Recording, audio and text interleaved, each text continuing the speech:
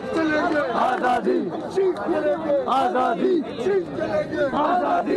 उधर रावलपिंडी की अडियाला जेल के बाहर आजादी के नारे गूंज रहे हैं, तो इधर पीओके में भी बवाल शुरू हो गया है। पीओके के रावला कोर्ट में आवाम सड़क पर उतर आई है, शहबाज मुनीर के खिलाफ हल्ला बोल रही है। जब तक जनता तंग रहेगी, जब तक जनता तंग रहेगी, जब तक भूखा नंग रहेगी, जब तक जनता तंग रहेगी, जब तक भूखा नंग रहेगी। पीओके के लोग शहबाज और मुनीर के निजाम से तंग आ चुके हैं। महंगाई, बिजली कटौती के साथ साथ जिस तरह से फौज यहां के लोगों पर जुल्म कर रही है, उसके खिलाफ फिर से बगावत शुरू हो गई है।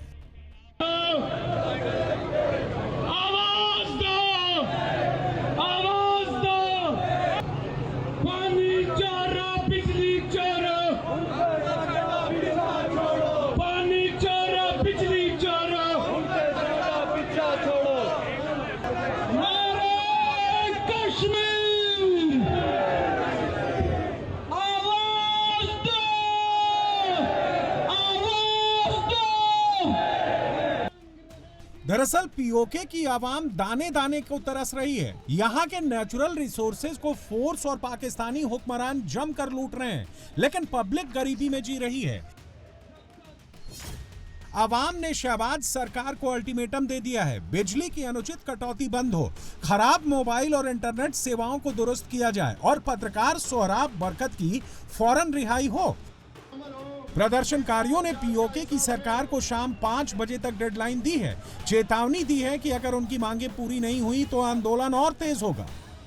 घेराव करने आए, मैं बरक़ियात के दफ्तर के अंदर जो भी मुलाजिम मौजूद है, सबसे पहले उनको ये वाज़ेह हुक्म है कि वो दफ्तर को ताला लगाकर खूब बाहर आकर बैठ जाए, वरना हम खुद ताला लगाएंगे दफ्तर को। कोई रियायत नहीं बरती जाएगी। ये कि कोई हमें जोर की बुनियाद पर रोक ले।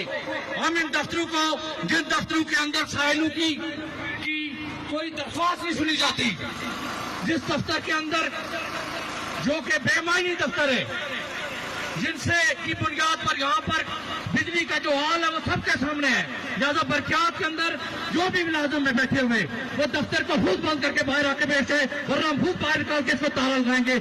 उधर सिंध में भी बवाल हो रहा है। यहाँ हिंदू अल्पसंख्यक आर पार की जंग के मोड में आ चुके हैं।